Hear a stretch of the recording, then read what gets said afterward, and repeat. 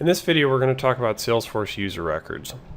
First things first, you need an active user record in order to log into Salesforce. Without an active user record, you can't actually get into the system. Each user record requires a user license. So if you have 10 sales reps using Salesforce, then you have to have 10 user records, and those 10 user records are going to use a total of 10 user licenses. User records cannot be deleted even when deactivated. So this makes it very important to search for existing inactive users before creating new ones. The reason for this is primarily auditing. After you've deactivated a user, you can still see a history of all the actions that user has performed, whereas if you deleted the actual user record, that wouldn't be possible. Usernames must be unique across all Salesforce orgs. So if I create the user john@certifiedondemand.com for my Salesforce org and I'm consulting for another organization, I can't create a user with the username john@certifiedondemand.com. Even though it's a different org, I'll still get an error. And finally, records can only be assigned to either active users or queues. This means that if a sales rep leaves your company and you deactivate that user record, you can no longer assign records such as leads or accounts to them. In addition to user licenses, there are also feature licenses.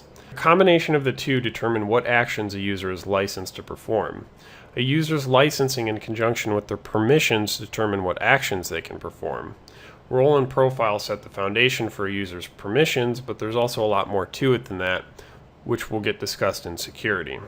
For instance, to create new campaigns, the user must have the Salesforce user license, the marketing user feature license, which is the piece of licensing that allows a user to create a campaign, and the permissions, such as a profile or a permission set, that grants them the ability to create campaigns.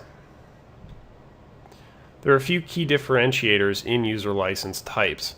Note that this is a high-level explanation. There are several different licenses within each of these categories, and there's much more even beyond this. The Salesforce user license is used for almost all CRM end users.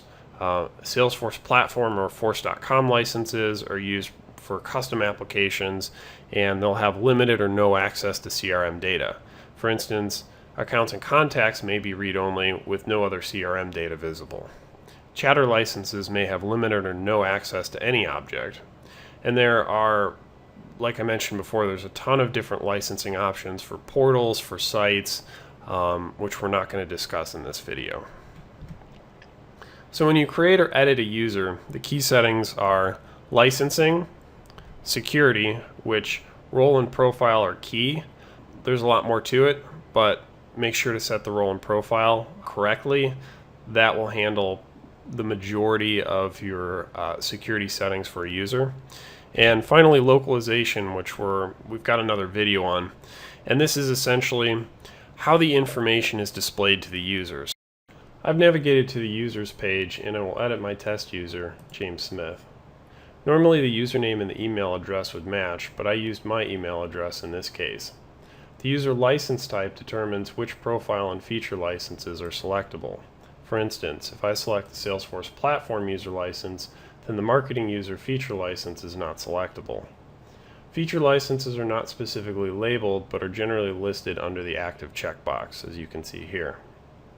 The user's role and profile set the foundation for that user's security. And finally, make sure to set the user's localization settings correctly below.